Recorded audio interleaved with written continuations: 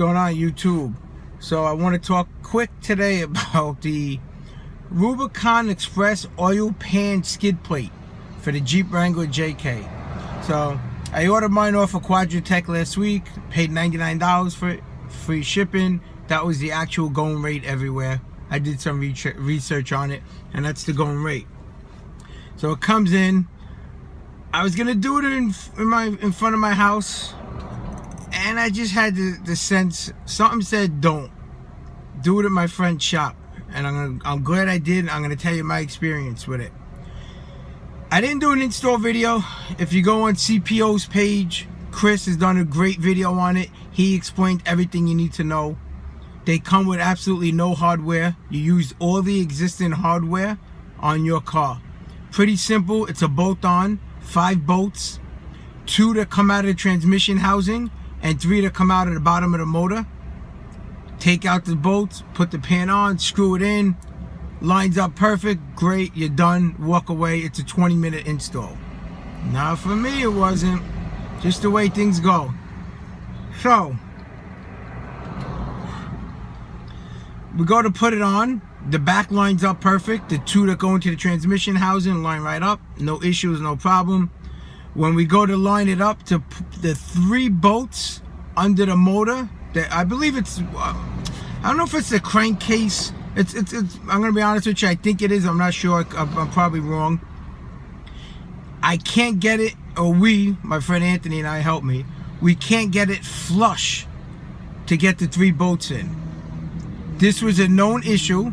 I've actually saw this issue on the JK forum pages and on I believe another YouTube video. What happens is I'm gonna post pictures and another video in this video to show you. It's very hard to get the camera to focus in there. There's really not a lot of room to get the camera in there. So when you go to mount it up, it's supposed to sit flush, and you replace those 3 screws. Tighten them down, you're done. However, we couldn't get it to sit flush because the 3 wings, I guess each hole is separated. I shouldn't say separated. Each hole has like a wing to it.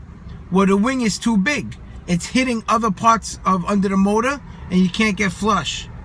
Luckily, we did it at my friend's shop.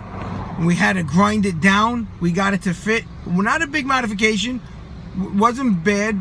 Wasn't even, I wouldn't even call it a modification. We had to grind down the tabs. That's the word I was looking for. So 3 circles, 3 tabs. It sits flush.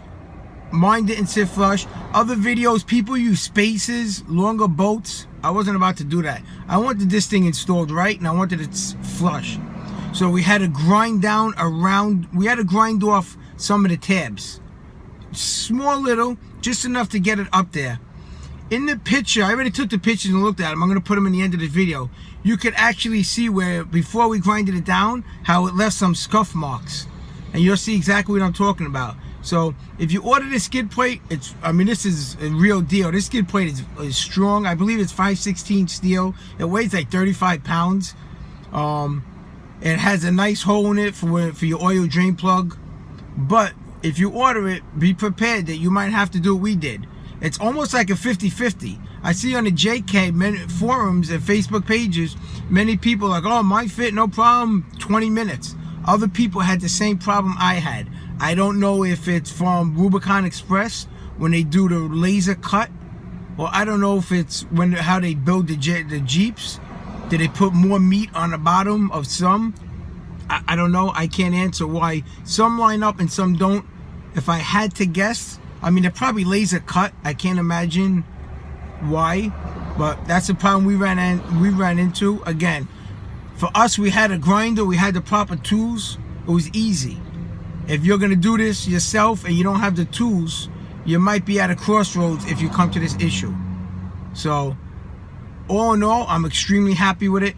$99. That thing is nice and tough. It's nice, and it's steel. So again, if you scrape over something, if it gets marked up, I take a can of black spray paint, black Rust-Oleum, and I spray it over.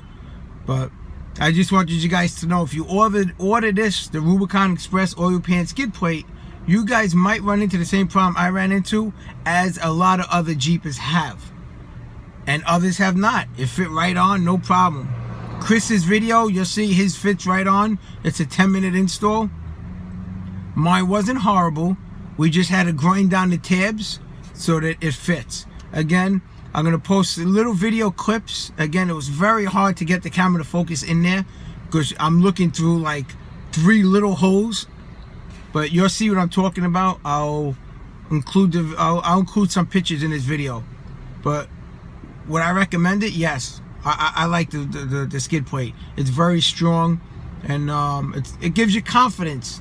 You know, I've done some off-roading, Rouch Creek, some down in South Jersey, and again, it's always in the back of your mind. The oil, especially when you go over shit and you hear shit scraping, you're always like, oh, is that my oil pan? Is that my oil pan? So now I won't be so concerned.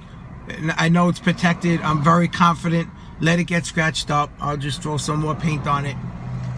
If you guys have any questions, any comments about the install, throw them down in the comments. Any questions, put them in the comment section. I will answer them. Hit that subscribe button because New York City is going to Michigan. That's right. I'm pointing to you, Michigan. Get ready, Mike. October 19th to the 22nd or 23rd. There'll be plenty of videos on that. So I'm just getting the Jeep all ready for the trip to Michigan. Getting all my off-road gear together. Doing some last-minute shopping and stuff. There will be plenty of videos on it. I'm sure Mike, that guy Mike, subscribe to him. If you're subscribed to me, subscribe to his channel as well. And great, awesome channel. That guy Mike. And I'm sure he's going to be putting up plenty of videos of the off-road trip when we do some off-road in Michigan. So don't miss out on that. It's going to be a lot of fun. Me and Adam are going 2 Jeeps from New York. Adam, you better still be coming, buddy. So, alright guys, I'm going to wrap this up. I just wanted to give you guys a heads up in case you order that skid plate. Just a minor issue that you might run into. So, have a grinder ready. Something to grind off those a little bit of those wings. Alright, again, I'm going to put in some little video clips. And I'm going to put in some pictures inside this video. Alright guys, take care. See you on the next one. So I'm under the car now, guys. This is what it looks like under the car.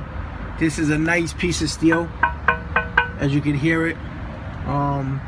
Those are the 3 screws I'm going to talk about that was supposed to be a direct bolt-on, no modification needed. But I'll get into it more why I needed to modify it. Then here it goes back. Sorry about the bad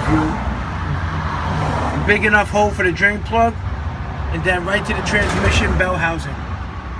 So it wasn't a hard install. All said and done, it was worth the $99.